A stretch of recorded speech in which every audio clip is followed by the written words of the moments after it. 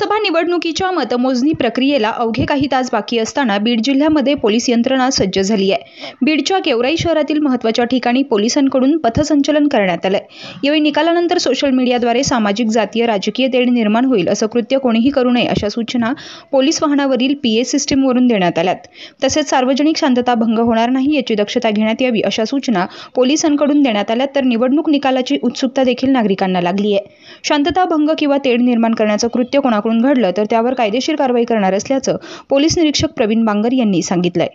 Tejvarta news network Beed. निवडणुकीच्या उद्या निकालाच्या अनुषंगाने गेवराई विधानसभा मतदारसंघामध्ये काय बंदोबस्त ठेवला आहे, किती पोलीस तैनात केलेले आणि कुठल्याही सोशल मीडियावर जे काही वादग्रस्त धर्माविरुद्ध जातीविरुद्ध पोस्ट होत्या त्याच्यावर काय कारवाई करणार, काय सांगा? मी पोलीस निरीक्षक प्रवीण कुमार बांगर, पोलीस ठाणे गेवराई।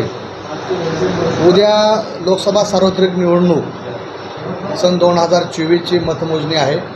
मतमोजणीच्या अनुषंगाने माननीय पोलीस अधीक्षक सो बीड यांच्या आदेशाप्रमाणे आपण आज संपूर्ण गावामध्ये तसेच मादळमोळी दूरक्षेत्र या ठिकाणी SRPF प्लाटून आणि RCF प्लाटूनचे आपण पथसंचलन घेतलेलं आहे।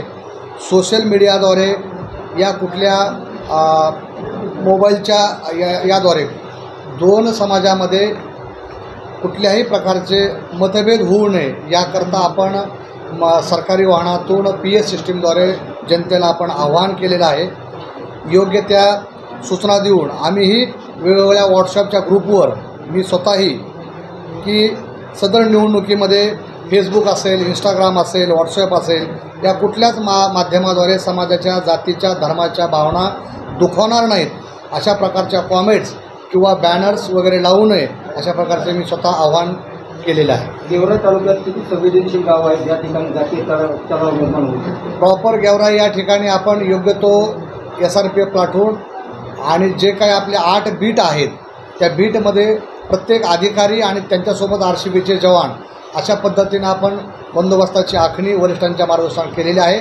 आम्ही योग्य त्या ठिकाणी बळाचा वापर, कायदेशीर कारवाई आणि बळाचा वापर आम्ही करणार आहोत अशा वरिष्ठांच्या सूचना आहेत। धन्यवाद।